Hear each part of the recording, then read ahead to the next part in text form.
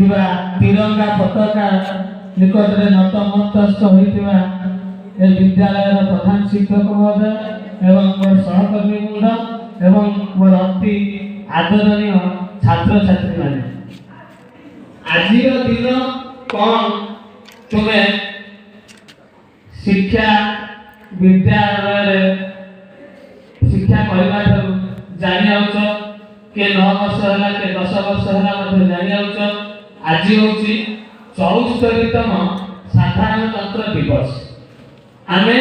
काहे कि ये दिवस को पालन करूछे यह होची आम मानकर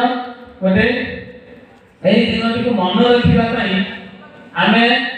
प्रति वर्ष तिरंगा पताका तले आमे निजको शपथ लउछे स्वाधीन भारतर नागरिक तार कर्तव्य कौन तेणु तम माने जेतबले कौन गोटे नीति नियम को जीवा कि कौन गोटे कार्य करवा किसी निर्दिष्ट नियम थाए आउ से नियम जहाँ कि आम देश स्वाधीन है अगस्त 15 तारीख 1947 तापर दीर्घ 2 वर्ष बिना नियम रे आम कौन देश स्वाधीन भारत चालू रहा तापर जहाँ आम स्लोगान करुचे doctor B R. Ambedkar doctor Bhimrao Ambedkar प्रचेष्टा से कौन कले 1949 मसीहा जनवरी 26 तारीख दिन संविधान नामक एक ग्रंथ जोटा कि नियम रहा आम जहाँ करुचे से नियम रे बंधा से नियम संविधान को प्रणयन करागला एवं तार ठीक वर्ष पर 1950 मसीहा जनवरी 26 तारीख दिन ए संविधान को प्रणयन करागला माने लोकार्पण करागला बा ताको कोन करागला ना कार्यकारी करागला नै कोन किया हम संविधान को प्रथमे प्रणयन करथिले आंबेडकर जाओ तेणु आमर एही परिप्रेक्षी रे कहला कथा होची समय परिवर्तनशील समय सुरे आमे समस्त भासी चलछे हां नै तमे केते झरना देखिछो पहाड़ देखिछ जो पहाड़ झरना आसी थाए झरना पानी रे जो पत्रटी पड़िला से कोन जानि ता भविष्य कोठी तेणु से हुए तो पत्थर अटकी जाई पारे नहले गोटे कोन होते विराट समुद्र रे मिसी जाई पारे तेणु सेमति जार सृष्टि अछि तार विनाश अछि तेणु तमे हेलो कुनी कुनी पिला आसंता कालीर भविष्य तमे हेलो ए देशर ब्राह्मणମାନଙ୍କର जदि आम गोलाप बगीचा करूँ तम हो गोटे गोटे सुंदर सुंदर करी जे आगामी काली सकाल हसिकी प्रस्फुटित करदेव सारा समाज को किंतु समय विलंबना कौन हुए ना थे कौन कर गोटे चित्रकर जान कौन करती चित्रकर कौन कर मुझे गोटे सुंदर चित्र आंकिबी गोटे सुंदर पिला चित्र आंकिबी हाँ नहीं से खोजिला दुनिया सारा चारि पाखे जिते गोटे स्थान अच्छे खोजी खोजी चलला किंतु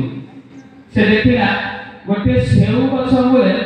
गोटे छोट गुलगुलिया सुंदरिया पुअटी कौन कर सेऊटा तोड़िकी खाऊची आ गोटे सेऊटा हाथ में धरी से भाविला ये हूँ दुनिया सबुठ सुंदर चित्र प्रकृति एई होईची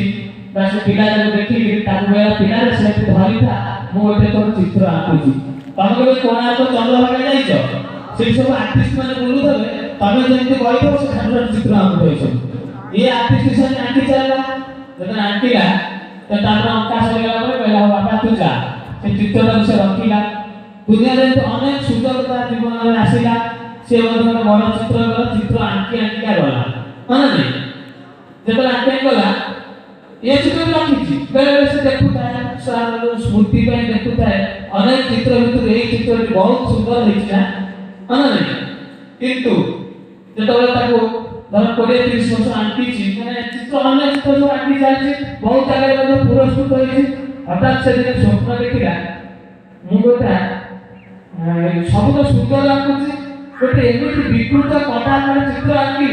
देख दुनिया रे केही नहीं आंकी नथि हां ता मुंडे पछे आर्टिस्ट मुंडे तेणु से कौन कला ना खोजिला ହେଲେ ଗୋଟେ ଏମିତି ଅଗ୍ଲି ମାନେ ସେଟା ତାର ବିୟୁଟିଫୁଲ ଏଟା ତାର ଅପୋଜିଟ କଣ ଅଗ୍ଲି ଚିତ୍ର ଆଙ୍କି ଯୋଉଟା କି ପୃଥିବୀରେ କେହି ଏ ଚିତ୍ର ଆଙ୍କି ନଥିବେ ଖୋଜି ଖୋଜି ଗଲା ଦୁନିଆ ସାରା ସବୁଆଡେ ନା ଗହଳି ଯୋଉ ସବୁ ଏରିଆ ସବୁ ବୁଲିଲେ ତା ଏରିଆ ସବୁ ବୁଲିଲା ସମସ୍ତଙ୍କୁ ପଚାର ଭାଇ ଗୋଟେ ମୁଁ ଅସୁନ୍ଦର ଚିତ୍ର ଆଙ୍କିବାକୁ ଚାହୁଁଛି ମଣିଷର ମତେ ଟିକେ ଦେଖେଇ ଦିଅ ନା କିନ୍ତୁ ସବୁଆଡେ ଖୋଜିଲା ପାଇଲାନି ଶେଷରେ ହତାଶ ହେଇ ଫେରୁଛି ତାକୁ ଗୋଟେ ବୁଢା ଲୋକ ପଚାରିଲା ଆଉ ମଉସା ଗୋଟେ ଅସୁନ୍ଦର ଲୋକର ଚିତ୍ର ମୋର ଦରକାର ମତେ କହିପାରିବ ସେ କୋଉଠି ଥିବ ନା ତୁ ଏଇ ଯୋଉ ଜେଲ ଦେଖାଯାଉଛି ଜେଲ ଏ ଜେଲ ଭିତରକୁ ଯା ମୁଁ ଦେଖିଛି ଚାକିରି ପରେ ଜଣେ ଆଇଛି ପୁରା ଅସୁନ୍ଦର ଆଉ ତୁ ଭୟ କରିଛୁ ତେଣୁ ସେ ଜେଲକୁ ଗଲା ଏବଂ ଯାଇ ପହଞ୍ଚିଲା ଜେଲ ପରମିଶନ ଦେଲା ତାকে ଡାକିଲା ସେ ଲୋକ ନେଇକି ଘରେ କରିଗଲା ଚମିକି କହିଲା କଦାକାର ମୁହଁ ହନାନି ମାନେ ଏମିତି ଫ୍ୟୁରିୟସ୍ ଚେହେରା ମଣିଷ ରହିଯାଇଛି ସେ ଦେଖୁ ଦେଖୁ ମାନେ ତମେ ବି ଦେଖିଲେ ବି ଖରାପ କରିଯିବ ତାର ଏମିତି ରୂପ ହେଇଯାଇଛି ଆଉ ତେଣୁ ଗୁଡ଼ା ଭିରୁ ଖୁଲି ଆସାମୀ ଗୋଟେ କଟା କୋଉଠି ହଣା ହେଇଛି କୋଉଠି କଣ ଏମିତି ତା ବିକୃତ ମୁହଁ ବିକୃତ ମସ୍ତିଷ୍କ ବିକୃତ ମାନସିକତା ସବୁ ବି ତାର ହେଇଯାଇଛି ହନାନି ଜାଣିଲେ ସବୁ ତାର ହେଇଯାଇଛି କହିଲା ଆଉ ଭାଇ ଟିକେ ମତେ ସହଯୋଗ କରିବ ମୁଁ ଟିକେ ଚାହୁଁଛି ଆପଣଙ୍କ ଚିତ୍ର ଆଙ୍କିବାକୁ ଆଉ ମତେ କିନ୍ତୁ ଭଲ ଲାଗୁଛି ଆପଣ ଟିକେ ସିଧା ଛିଡ଼ା ହୁଅନ୍ତୁ ମୁଁ 10-15 ମିନିଟ୍ ଆଙ୍କିଦେବି ତ ସେ ସବୁ ଛିଡ଼ା ହେଲା ତାର କ'ଣ ବଦଳିଗଲା ଆଉ ଆକୁ ଆଙ୍କେ ଛିଡ଼ା ହେଲା ପରେ ଏ ଚିତ୍ର ଆଙ୍କିଦେଲା ପୁରା ଆଙ୍କି ଦେଇକି ଆଚ୍ଛା ଆପଣ ଜାଣିପାରନ୍ତି ମୁଁ ଏ ଚିତ୍ରଟି ମୋର ହେଇଗଲା କିନ୍ତୁ ସେ ପିଲାଟି ସେ ଯୋଉ ଲୋକଟି ଯେ ଯାହା ଚିତ୍ର ଇଏ ଆଙ୍କିଲା ଯେ ଭୟଙ୍କର ଚିତ୍ର ସେଗୁଡ଼ା ଅଙ୍କଲ ଟିକେ ଶୁଣିବେ